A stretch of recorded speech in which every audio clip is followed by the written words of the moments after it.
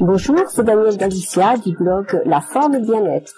Aujourd'hui, je vais vous montrer comment on peut fabriquer un emplâtre avec de l'argile verte et des huiles essentielles pour vous aider à soulager vos tendinites, vos entorses ou tout autre petit bobo que l'on peut se faire. Donc, il va vous falloir pour cela de l'eau, des huiles essentielles, des petites coupes mesure, un bocal pour faire votre mélange et bien sûr de l'argile verte.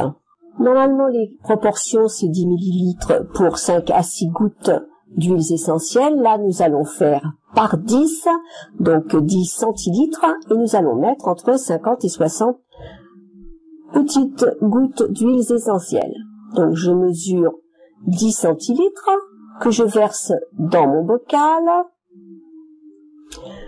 Là, je vais y faire mon mélange. Je vais maintenant y ajouter les huiles essentielles. Pour en faire 50 à 60 gouttes pour 10 centilitres, je vais donc en rajouter une quinzaine de chaque flacon. Ça fera 60 gouttes en tout.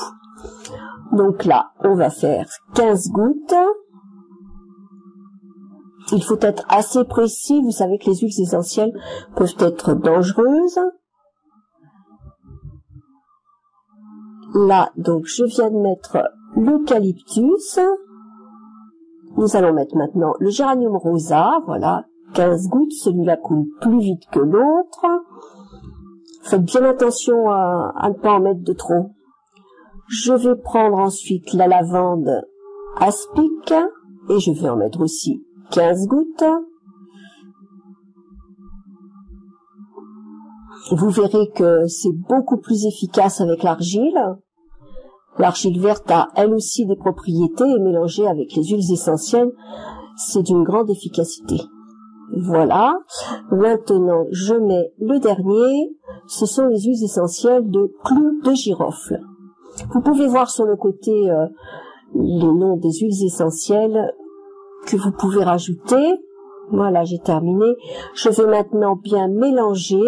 Je mets les huiles essentielles avec l'eau avant de mettre l'argile parce que comme ça, je mélange bien les huiles avec l'eau. Voilà, donc je vais rajouter maintenant l'argile de façon à faire un mélange un peu épais, mais que l'on puisse quand même étaler facilement. Donc il ne faut pas que ce soit ni trop dur, ni trop mou, et surtout pas liquide. Donc il faut bien touiller pour avoir un mélange homogène. Il faut donc en rajouter jusqu'à ce que l'on arrive à la bonne dose. C'est plus facile de rajouter l'argile que de remettre de l'eau parce que souvent on met trop d'eau, après on remet trop d'argile, enfin bon. En faisant comme ça par petit peu, on y arrive beaucoup plus facilement et on a exactement la dose en ce qui concerne les huiles essentielles. Là, je pense que je vais bientôt arriver à une bonne consistance. Il faut essayer de bien mélanger pour éviter les grumeaux. Donc touillez, touillez, touillez jusqu'à ce que vous ayez un beau mélange. Voilà, normalement, c'est terminé.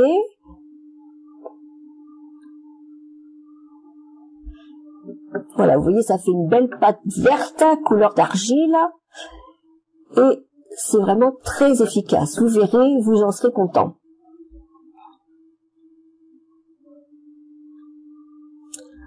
Ça vous fait maintenant un bel amalgame.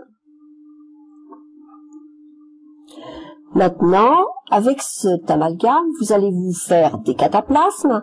Vous n'avez plus qu'à étaler cette pâte sur l'endroit qui vous fait mal.